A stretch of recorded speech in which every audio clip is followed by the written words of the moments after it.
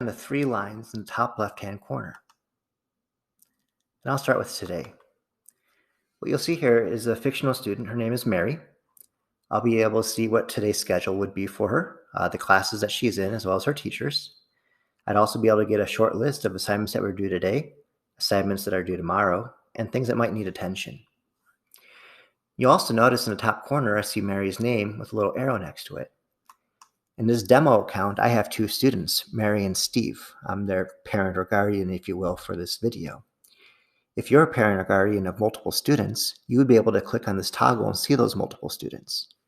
If your multiple students go to different schools, that's okay. Everything will be in this portal just the same, and you have a one-stop shop to be able to see the grades for how they're doing.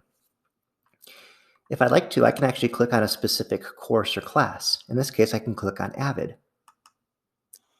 And what I'll now see is the students' grades, in this case, Mary's grades for this Avid class. I'd be able to see that her class is 50% classwork, homework, and organization, 25% projects, and 25% tutorials.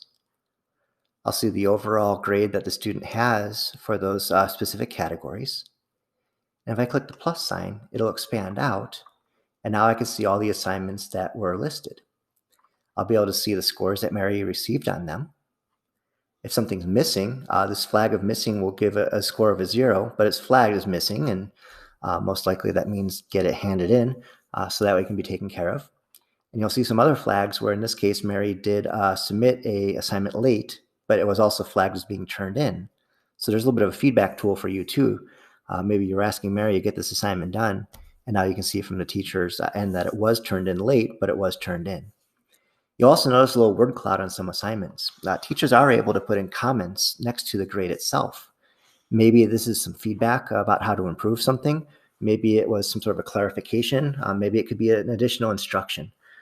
It's something that's optional, and depending on the teacher, you may have more of these comments or fewer of the comments. But again, it does help to just see what's going on.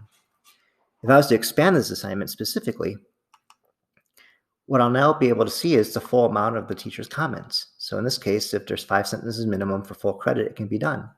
So Mary could go back and rewrite or edit or revise to get it taken care of. So if I click on back, I'm going to be back at the main screen, and I can do the same thing with the other courses. If I click on the calendar, I can see for Mary the various assignments that were due by day. So if there's an assignment due on a specific day, I'll see a dot on the calendar. And if I click on that specific day, I'll be able to see what those assignments were. This could be really helpful if maybe you had an illness in the family, you had to go out of town for some sort of a family business, or whatever circumstances might be going on. You at least have certain days that might be on your mind as a family to make sure that your student made up some work. And by clicking on this calendar view, you'd be able to see what those assignments are. And then again, the scores, if it's missing or 0 or what have you. If you were to click on assignments, you'll see a full list of all the assignments, regardless of class, organized by the due date, to be able to go ahead and take care of it as appropriate. And again, if you were to click on it, you would see maybe some more information. Lastly, you'll notice the overall grades. And so what you'll be able to see here then is going to be the snapshots throughout the term. So the final grades will be at the end of the term or the semester. You'd also be able to see a progress report grade. So you can see if the student's been maintaining a grade, if a student's been improving, or if a student maybe is slipping a little bit. If you click on to the gradebook updates, you'd see all the most recently updated things from the gradebook.